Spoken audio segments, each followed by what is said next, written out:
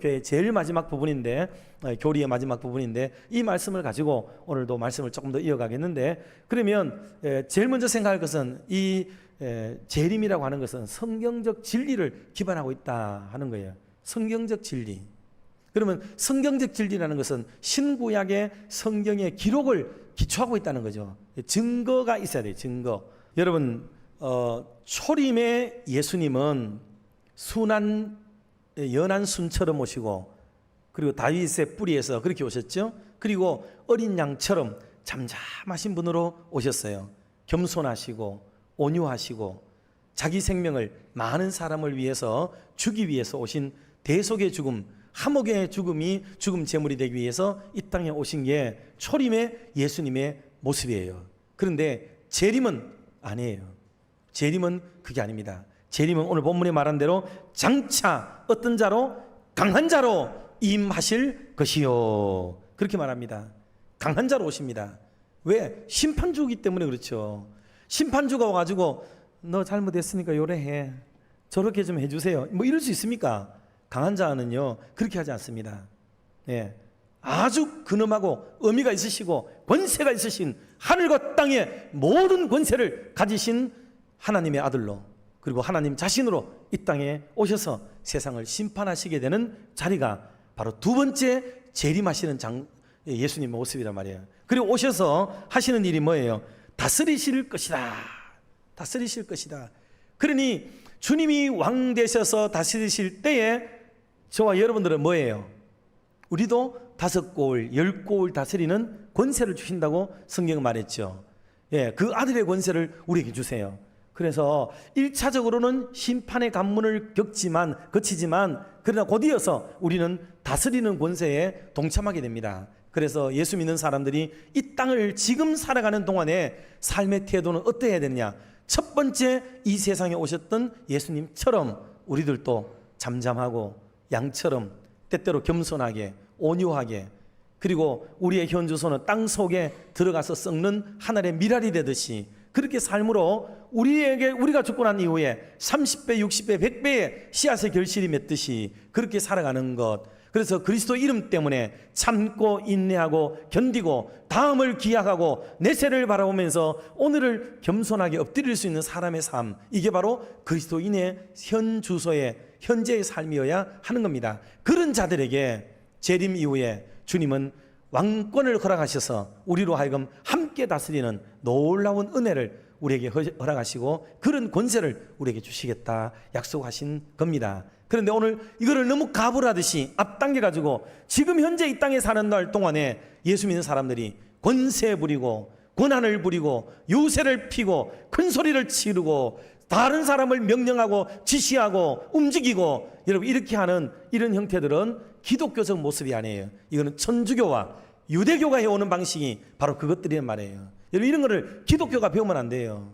기독교는 우리가 교회의 직분이 많아질수록 높아질수록 뭐 높낮이 있다고 표현이 그렇지만은요, 그럴수록 오히려 우리가 섬겨야 될 사람이 더 많다, 그리고 우리는 더 낮아져야 된다 하는 것을 우리는 배우게 만들어주는 게 이게 기독교의 참 진리예요. 지금은 우리가 그렇게 살아야 될 시즌이에요, 지금이. 그런데 우리가 기고만장해가지고 장차 올 우리를 생각하면서 하나님의 왕자답게, 하나님의 공주답게 우리가 말이죠, 무슨 권세를 가지고 권한을 가지고 지금 뭐를 막 하는 것처럼 이렇게 일변도로 빠지는 것은 위험하다.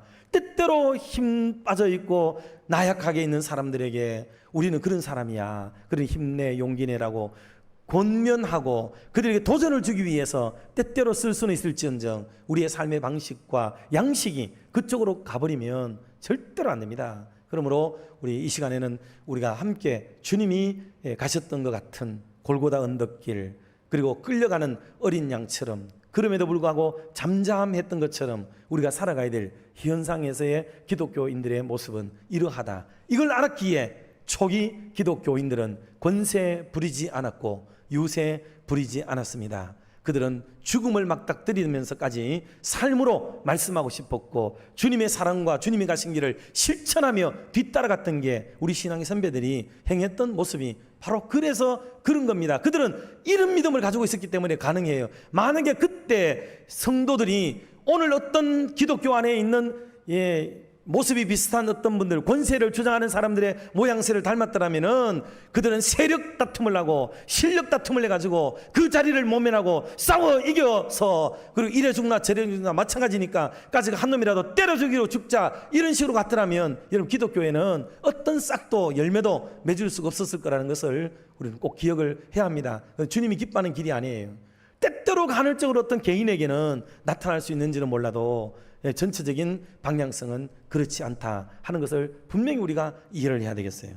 그러나 마지막 날 재림 때가 되면 이렇게 억울하게 살고 이렇게 고통을 참으며 살고 이렇게 자기를 숨기고 살았던 그 수많은 사람들의 신원을 주님이 다 받아주시고 그들의 호소에 반응해 주신다는 것을 믿는 믿음, 이게 바로 재림의 믿음이에요.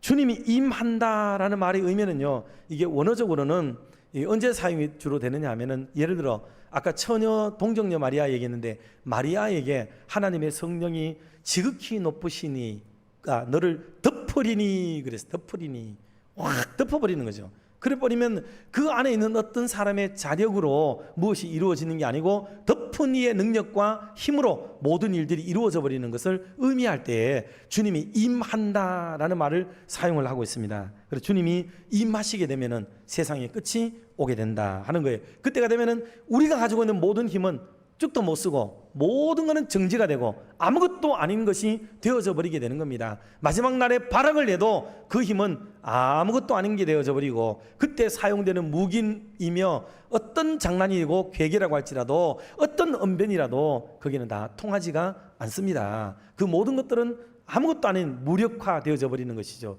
지극히 높으신 이의 능력이 덮어버리는 게 바로 재림 사건이기 때문에 그런 겁니다. 마지막으로는요, 재림하시는 이유에 대해서 말씀을 조금만 드리고 마치도록 하겠습니다. 여러분, 예수님이 왜 이 땅에 재림하시는가? 예. 지금은 예수님이 어디 계세요? 지금은 예수님 어디 계실까요? 하나님 우편에 계시죠. 하나님 우편에. 거기서 뭐하고 계시죠? 예, 주일학교 때 우리 다 배우잖아요. 그죠? 거기서 뭐 하고 계세요? 우리를 위하여서 기도하고 계신다. 맞아요. 예, 이거 우리 생각이에요. 성경에 그렇게 기록되어 있을까요? 성경에 기록되어 있겠죠? 예, 맞아요. 로마서 8장 34절 같이 한번 확인하도록 하겠습니다. 누가 정죄하리요? 죽으실 뿐 아니라 다시 살아나신 이는 그리스도 예수시니 그는 하나님 우편에 계신 자요 우리를 위하여 간구하시는 자신이라. 아멘. 하나님의 사랑은 그동안 주님 때문에 고생당한 사람이 얼마나 많았겠어요. 얼마나. 그 사람들 다 어떻게 하려고요? 자, 성경만 좀 읽고 마칩시다. 자, 히브리서 11장 35절에서 38절 말씀 같이 합독합니다.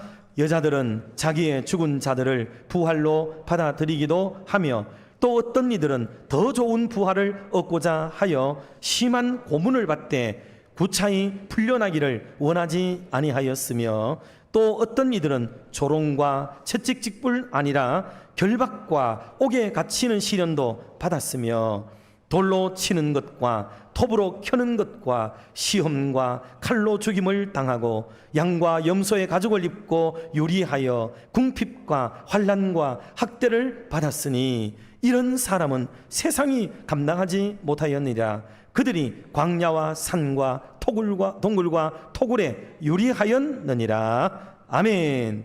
이런 주님 때문에 당했던 수많은 핍박과 고통을 당했던 분들, 재림 심판 없다면 여러분 어떻게 하겠냐고요. 그래서 주님이 이런 것들을 다 살피기 위해서 꼭 오신다 하는 것을 기억하고, 오늘 이 재림에 대한 첫 시간을 말씀을 드렸는데 이 말씀들을 마음에 좀 깊숙이 담고 진짜 참된 기독교가 어디 있는가 하고 우리의 삶을 재림 신앙에 비추어서 올곧게 살아가게 되기를 힘쓰는 저와 여러분이 다 되시기를 주의 이름으로 축원합니다.